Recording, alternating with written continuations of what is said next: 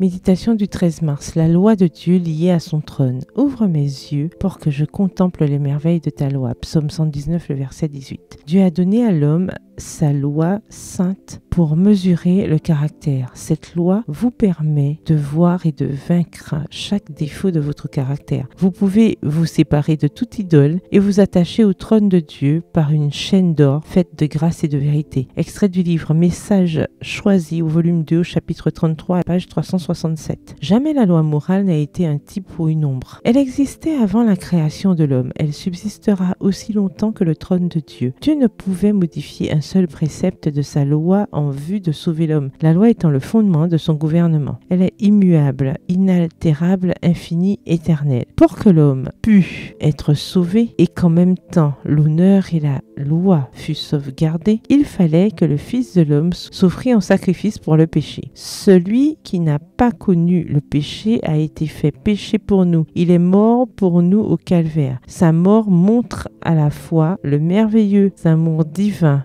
dont l'homme est l'objet et l'immutabilité de sa loi. La gloire du Christ éclate dans la loi qui est la transcription de son caractère. Son pouvoir transformateur agit dans l'âme jusqu'à ce que les hommes soient amenés à lui ressembler. Ils deviennent participants de la nature divine et vont sans cesse croissant à l'image du Seigneur, avançant pas à pas, se conformant toujours plus à la volonté de Dieu jusqu'à atteindre la perfection. Extrait toujours du livre Message choisi au volume 1 au chapitre 32 aux pages 282 et 283. La loi de Dieu n'a pas été donnée uniquement aux Juifs. Elle est une obligation mondiale et perpétuelle. Ces 10 préceptes sont comme une chaîne de 10 maillons. Si l'un d'entre eux se brise, la chaîne ne vaut plus rien. Pas un seul précepte ne peut être révoqué ou modifié pour sauver le transgresseur. Extrait du livre The SDA Bible Commentary au volume 2, le chapitre 1 Samuel 12 à la page 1014. Jésus veut que l'ordre du ciel, la forme du gouvernement céleste, l'harmonie divine soient représentés dans son Église sur terre. Ainsi, il sera glorifié dans son peuple et par celui-ci, le soleil de justice brillera dans le monde de l'éclat le plus vif. L'Église, revêtue de la justice du Christ, se trouve être son dépositaire. En elle, les richesses de sa miséricorde, de sa grâce et de son amour doivent paraître dans la pureté et la perfection de son peuple. Christ voit la récompense de son humiliation et le couronnement de sa gloire. Il reste, lui, le centre d'où émane toute gloire. Extrait du livre Jésus-Christ au chapitre 73 à la page 620. Bonne soirée et que l'Éternel vous bénisse.